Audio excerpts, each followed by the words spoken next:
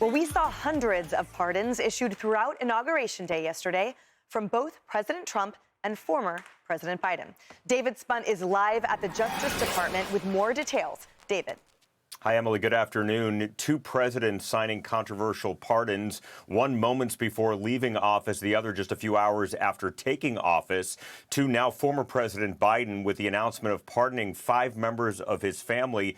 The announcement came from the White House about 20 minutes before the oath of office was taken by President Donald Trump, literally in the final moments.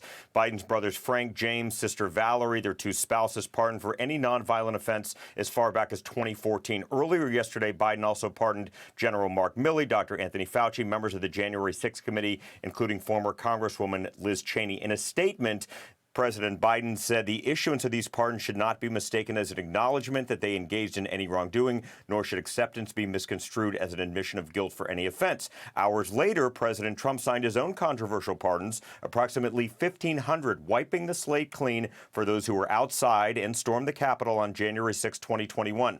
The pardons released those from prison, some who physically attacked police officers. Trump also commuted the sentences of 14 people, including the top leaders of the Oath Keepers and Proud Boys included. Now, Emily, then Vice President-elect J.D. Vance told our colleague Shannon Bream on Fox News Sunday a couple of weeks ago that those should not be pardoned for committing any violent acts against police officers. And Attorney General nominee Pam Bondi, who has yet to be confirmed, said she also condemns any violence against police officers. Back to you. David Spunt, thank you. All right, Steve Hilton, what do you make of Biden's pardons? Well, first of all, I'd like to contrast them. There's a very simple and clear difference. The Trump pardon, whatever you think of them, it's the delivery of an election promise. He said he would do this in pretty much every rally. He's doing what he said. Biden said he would never do anything like this. He lied. It's the exact opposite. Trump is doing what he said. Biden is doing the opposite of what he said, and it's par for the course with him. And the further point with this corrupt family, I mean, there are years of corruption, exploiting public office for personal financial gain.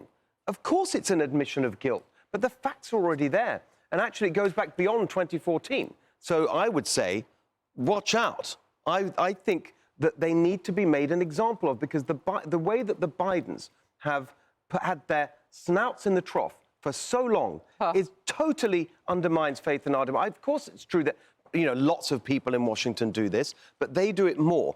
50 years they've been at this, the whole family enriched by public service. And so it's incredibly important that this doesn't let that just slide away. Well, Harris, President Trump tore into Biden over those last-minute pardons. Take a watch. I didn't know that he gave a pardon to his family because he did it during my speech. He didn't tell you in the limo? No, he didn't tell me, no. He did it, they released it during my speech. I mean, during my speech. So all I could do was say, excuse me, I'd like to come back and speak some more. So, no, we were surprised by that. It's bad precedent, obviously. That makes him look very guilty. You know, I could have pardoned my family. I could have pardoned myself, my family. And I said, if I do that, it's going to make me look very guilty. Yeah, you know, he took the whole party down with him too, Biden, because now they're tainted with the legacy that they have to clean up on aisle 7. Now they know how the press secretary used to feel. But, you know, what happened in 2014? Like, I want to know more about even previous system. What is he protecting everybody from knowing? And could they still do an investigation? Look, it's never too late to do something great. Maybe you can't legally go after them. But there's a very specific answer, if I may, on the Fauci. That is the year that Fauci commissioned the bat coronavirus research that led to the pandemic. And that was the year that the Obama administration banned that kind of research, and Fauci went around the ban. Wow. Copy. Well, for the record, this is only obviously pardons of federal crimes, so states have at it. All right, guys, well, I want to get this in. So back in December of 2020, as former President Biden was preparing to take office, remember that he expressed concern that Trump might issue a wave of preemptive pardons to family members. Reminder. Well, it concerns me in terms of what kind of precedent it sets and how the rest of the world looks at us as a nation of laws and justice. But Look, our Justice Department is going to operate independently on those issues, that how to respond to any of that.